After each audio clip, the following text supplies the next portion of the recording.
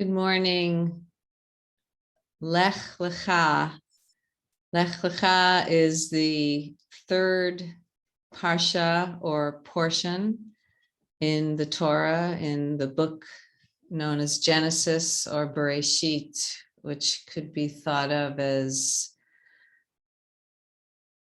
beginninging or as one is beginning. And Lekh Lekha is about another kind of beginninging. It's a beginninging that has to do with a fully formed human, Abraham, whose name is still Avram. He still has the name he was given as a child. And now he's 75 years old.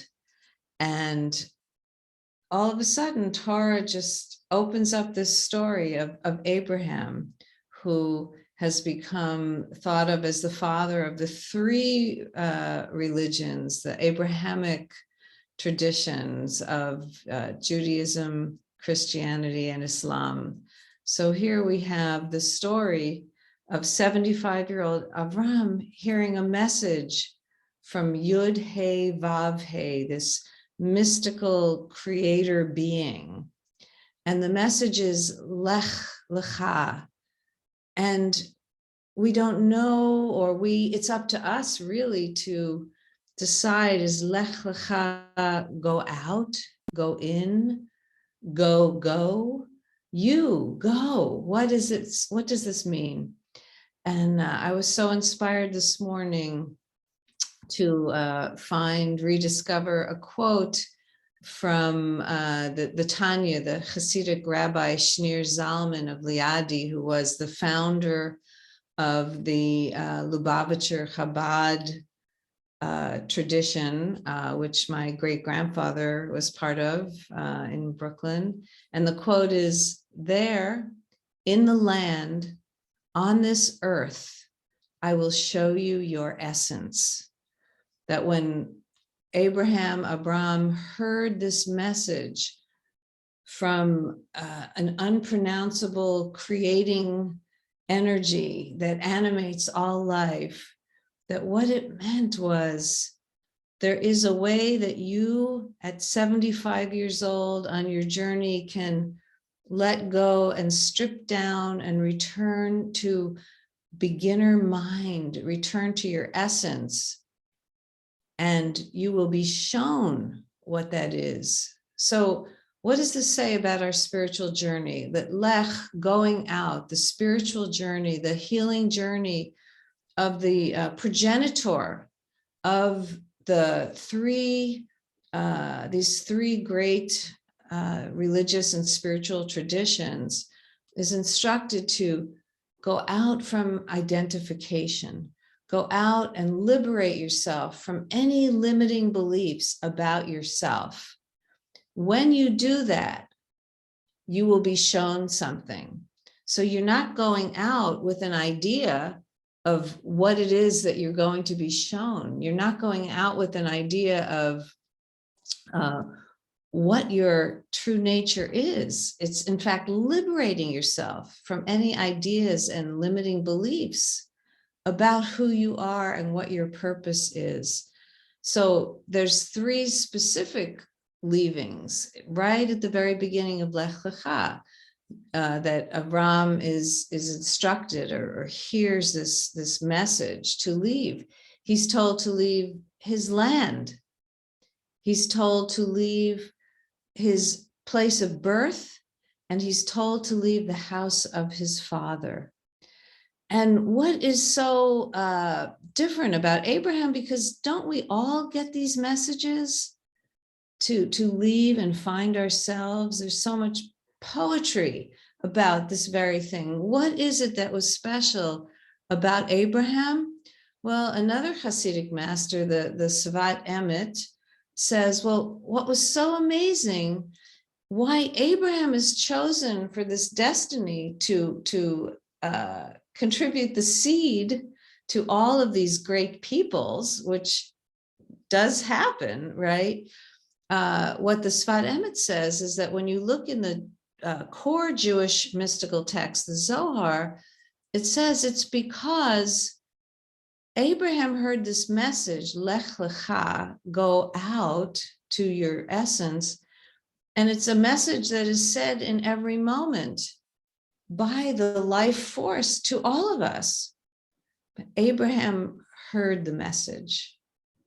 That is why Abraham has become our spiritual guide, because Abraham models hearing the message.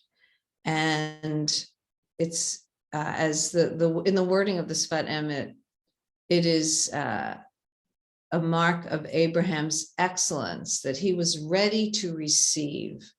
So what is it that we are called to do so that we could receive? And one thing is to understand that this is a journey that never ends, that identifying with your land, with your body, with your race, with your tribe. Every moment we're wrestling with this. Like, what does it mean for me, Roberta, as an American, as a Jew, as a daughter, as a mother, all of these identifications? Do I want to leave them? What are the obstacles that arise in me, the fears, the concerns about leaving them? So what this is saying is that where we can really bring awareness and intentionality to our lives is in every moment to be leaving, and something new will be shown to me. If I'm just engaged in my life with this curiosity of, well, what happens if I look at something this way instead of that way, instead of the way that it was looked at in my father's house? What happens? What do I see? Don't I see another aspect of myself? Don't I see the world in another way? So liberating myself from limiting narratives about myself, that I'm too much, that I'm not enough. What happens when I can liberate myself from those beliefs which keep coming back over and over? Because what is it that really I am? It's kind of the beliefs and the persona that I've created around the beliefs.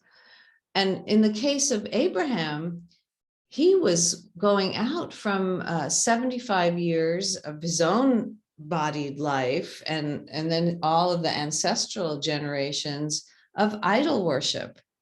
So what does it mean? Who am I? What is revealed to me? What is revealed to Abraham when he lets go of that?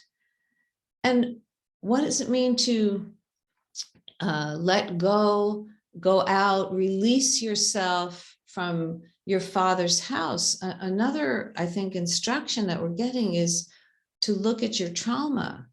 What is the trauma that has come through you? Your father's house refers to your very body, right?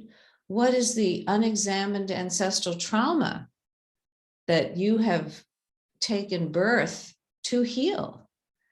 To look at that. And recently I heard this quote from Thomas Hubel, who I've been studying for a number of years now, on trauma.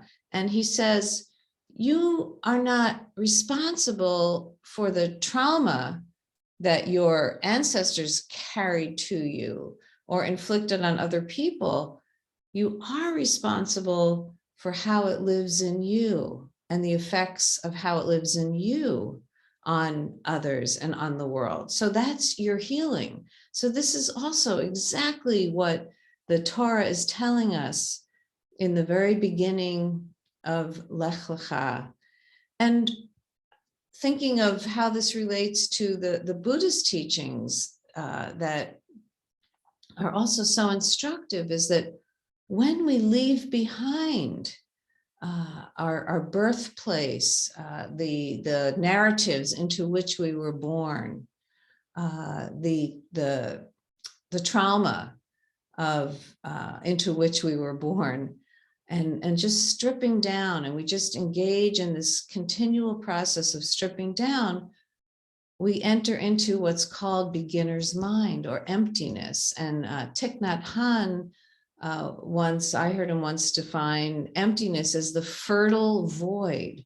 So when we do this leaving, we're tapping into this place where all is possible. And what's truly possible is to see something new.